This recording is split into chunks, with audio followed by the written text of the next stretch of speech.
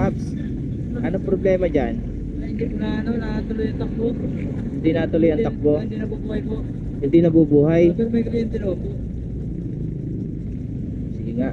Pero may gas ka naman. Kakagas ko na po. Malakas yung kuryente niyan. Opo.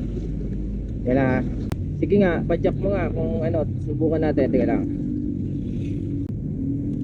Lakas. Okay na. Lakas. So minsan nagkakaproblema dito sa Quaco. So subukan natin. Pero bago naman po yan eh. Wala po yan eh. Bago pa lang to? Opo, wala pa po mga isang pa pala po yan eh. Ay, kasi Paps, alam mo kahit bago yung spark plug mo, napupundi siya. Kasi naglalabas na ng langis yung ano mo, yung block mo, ayun oh. Naglalabas na siya ng langis. Ayun oh. Makikita mo naman oh, kakaano lang. Basang-basa siya, Paps, kaya Hindi siya po natuloy. sana hindi siya sinira.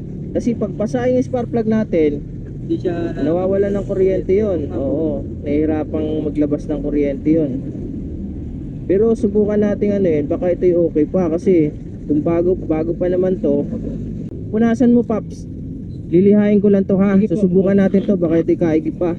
Lit lang to, under na to. Kasi nakita ko na yung problema eh.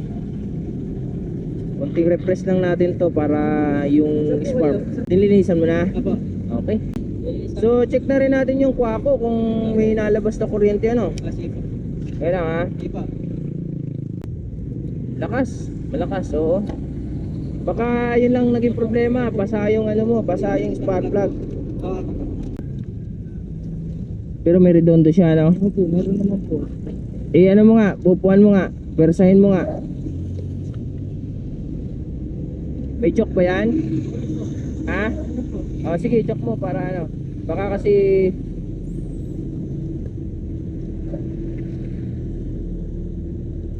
okay na. Bitawan mo na yung choke, sige.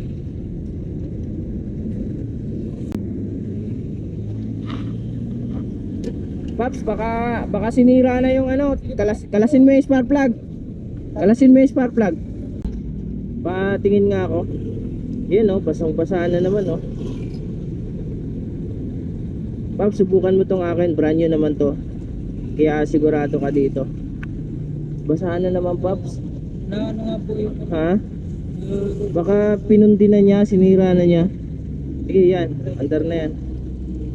Pinundi na niya. Yung binigay ko sa iyo, brand new yan. Sisirain pa rin niya yan. Sigurado, kasi nagbabasa siya eh. Napating na ko mamaya pag ako yung Oo. Sige, under yan. Hard start lang siya, meron na eh. Meron na kanina eh. Sige, subukan mo ulit, Paps. Baka hard start lang. Pagka hindi, tutulak kita. Paps. Meron pa akong isang paraan eh, para umandar yan. Meron eh. Hard start lang. Baka lunod lang siguro. Mamaya mo pigain. Sige lang, huwag kang sumuko.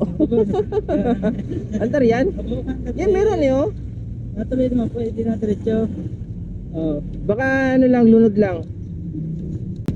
Yan talaga. Ganito, Paps, gawin natin. Pwesto ka doon, tutulak kita.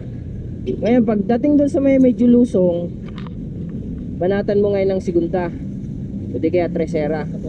Ha? Tapos pagbanat mo ng segunda, bigayin mo kagad to. Okay? Ibigay mo ng ganon. Baka hard start lang kasi siya, ha? Okay, ha? Sige. Pwesto ka dito. Pagka dyan sa may lusong, yung sinabi ko sa'yo, ha?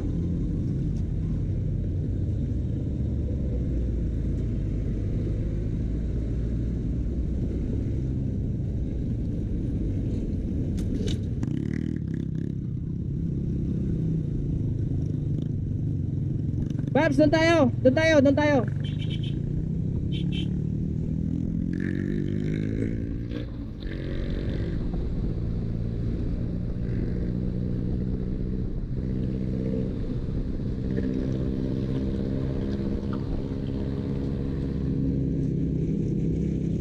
Okay?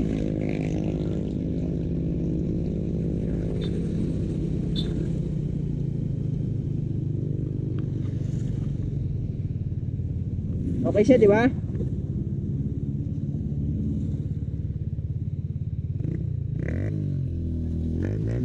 Ha? Okay naman po, yun talaga tumuloy. Oo. Okay siya, alam mo kung bakit. Okay po.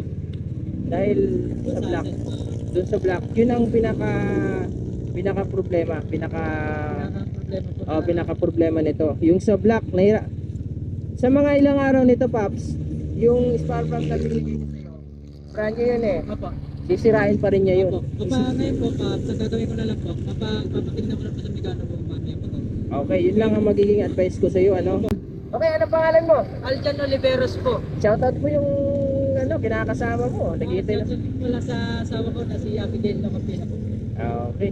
Paps, ingat ha. Thank you po ba? Buhay kalsada, ikaw ay tutulungan na butasan ng gulong o gasolina na ubusan. San man sulok ng lansangan, pag merong pangangailangan ay agad kang titigilan upang kanya matulungan na.